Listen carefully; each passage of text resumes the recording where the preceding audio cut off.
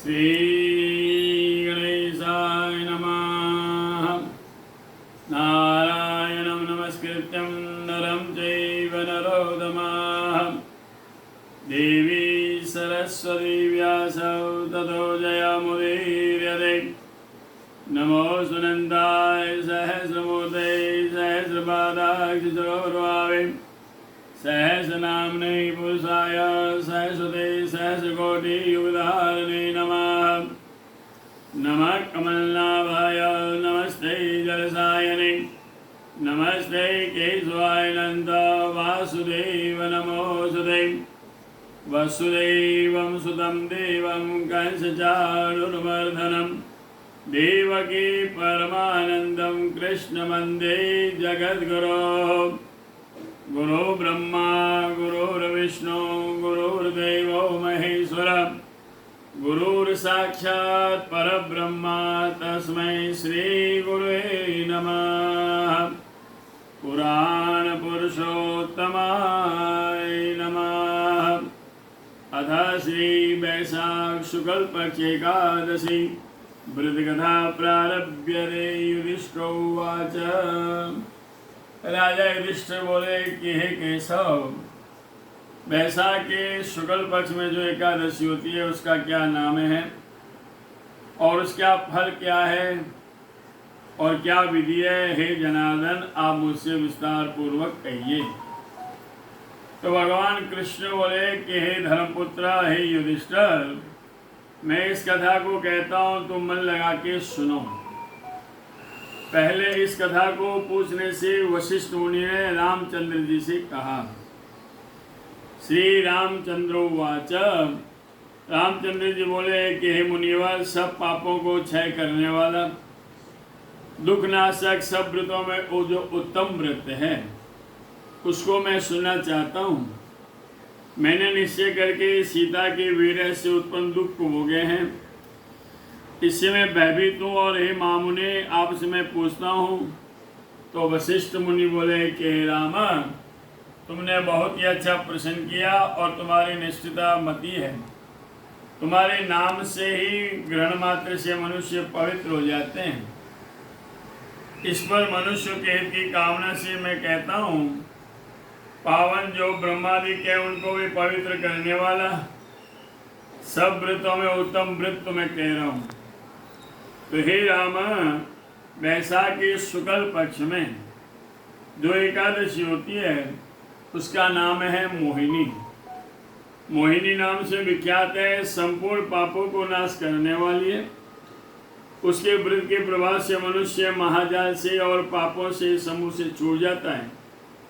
हे राम, इसलिए तुम सभी के मनुष्यों द्वारा करने योग्य है। पापों को क्षय करने वाली, महादुख को नाश करने वाली, हे राम, पुण्य देने वाली इस शुभ कथा को एकाग्रचित्त तो सुनो। इसके शून्य मात्र से महापाप नष्ट हो जाते हैं। सरस्वती नदी के तट पर सुबह भद्रावती नाम पुरी है, उसमें धूतिमान नाम राजा राज्य करता था। तो हे राम, चंद्रवंश में उत्पन्न हुआ धूतिमान राजा सत्य प्रतिज्ञा वाला था। धन दान से, समृद्धि से भरा पूरा वहाँ एक वैश्य निवास करता था। धनपाल उसका नाम था। धर्म को करने वाला था। प्याऊ, यज्ञशाला आदि को तथा तालाब, बगीचा आदि सब बनाने वाला। भगवान विष्णु में भक्ति में रत शांत स्वरूप था। उसके 5 पुत्र हुए, सुमना, धुतिमान, मेघावी तथा सुकृति, और 5वां महापाप से तथा दुष्ट बुद्धि नाम का था। वह वैश्या के संग में रहने वाला, जुआ आदि खेलने वाला, पराय स्त्री गमन करने वाला, देवता, अतिथि, वृद्ध, पिता, माता, ब्राह्मणों को नहीं मानने वाला, अन्याय को करने वाला और दुष्टात्मा पिता के धन को क्षय करता था। अभक्ष्य वस्तुओं का भक्षण करता, सदा मद्यपान करता था। महाराज, वैश्या के गले में गर्भादि डालकर राजपथ में भ्रमण करता था। तब पिता द्वारा घर से वह निकाल दिया गया। भाई बंधुओं ने उसे छोड़ दिया। फिर वो अपने शरीर के आभूषणों को बेच बेच कर खर्च करने लगा। तब सब वैश्यां उसकी निंदा करने लगी और छोड़ने लगी। तब उसके पास वस्त्र नहीं, भूख से दुखी अपने मन में सोचने लगा, किंग करोमि गच्छामि, क्या करूं, कहाँ जाऊं और कौन से उपाय से जीवन व्यतीत हो। फिर उसी नगर में वह चोरी करने लग गया। राजा के सिपाहियों ने उसे पकड़ लिया। उसके बाद पिता के गौरव से छोड़ दिया। फिर वह बांधा गया, छोड़ा गया। हाहाकार राजा से वो दुष्ट बुद्धि दुराचारी को कारागार में बंद करवा दिया।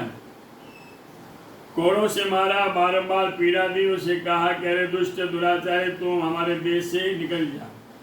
फिर ऐसा कहकर राजा ने उसे दृढ़ बंधन से छुड़ा दिया।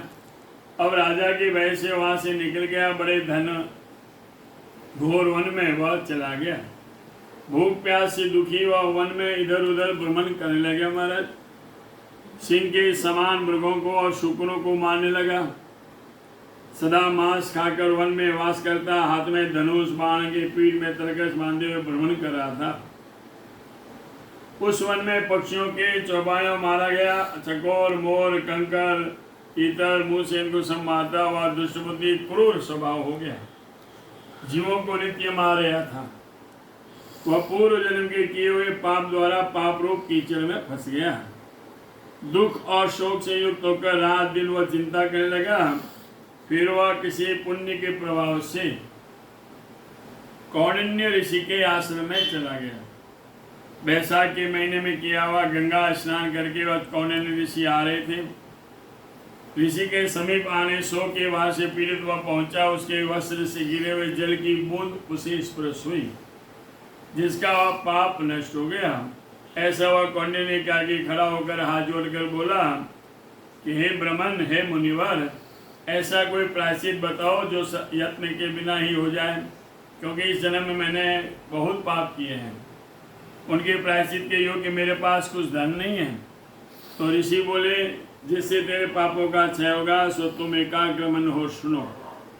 बैसाख के शुक्ल पक्ष में मोहिनी नाम जो एकादशी होती है, सो तुम मेरे वचन के प्रेरणा से उस एकादशी का व्रत करो। वह एकादशी सुमेरु पर्वत के समान भी मनुष्य के पापों को नष्ट कर देती है। इस मोहिनी का व्रत करने से अनेक जन्म के पाप दूर हो जाते हैं। तो मुनि के वचनों को सुनकर दृष्टबुद्धि अपने मन में प्रसन्न हुआ और कौंडिन्य के उपदेश से विधिवत व्रत किया। व्रत के करने से वह पाप से रहित हो गए महाराज। उसके बाद दिव्य देह धारण कर विमान में बैठकर उपद्रव से रहित और भगवान विष्णु के लोक में वह चला गया। तो हे रामचंद्र, तम और मोह को दूर करने वाला ऐसा व्रत है कि चराचर त्रिलोक में इससे अधिक और कुछ व्रत नहीं है महाराज। यज्ञ आदि तीर्थ दान इसकी शौर्य कला के योग्य भी नहीं है। तो हे राजन, इसके पढ़ने और सुनने से भी 1000 गौ दान देने का फल प्राप्त होता है। जय जय श्री कुरुम पुराणे बैसाख शुक्ल मोहिनी एकादशी व्रत महात्म्य। श्री कृष्णार्पणमस्तु। बोल कृष्ण कन्हैया लाल की जय। सुधर्मो राघवंशो अधर्मो दशकरंजरः एवं वदन्ति लोकानां यदो धर्मस्ततो जयः। तिथिवारं च नक्षत्रं योगं करणमेव च। पंचांगम सुनते नित्यम गंगा स्नानम फलम लभेत। आज जाए करके ठाकुर जी रे बैसाख रे शुक्ल पक्ष श्री एकादशी रविवार हस्त नक्षत्र कन्या और चंद्रमा सारे दिन मोहिनी एकादशी व्रत सर्वे सर्वाः। काल बार सोमवार सोम प्रदोष व्रत 13 मंगलवार श्री नरसिंह चतुर्दशी व्रत 14 बुधवार पूर्णिमा गुरुवार। मंगलम भगवान विष्णु मंगलम गरुड़ध्वज मंगलम पुंडरीकाक्ष मंगलायस्तनोहरि। सबने जय श्री कृष्ण। पंडित कमल व्यासराज चेन्नई सो सबने जय श्री कृष्ण। जय जय सिया राम।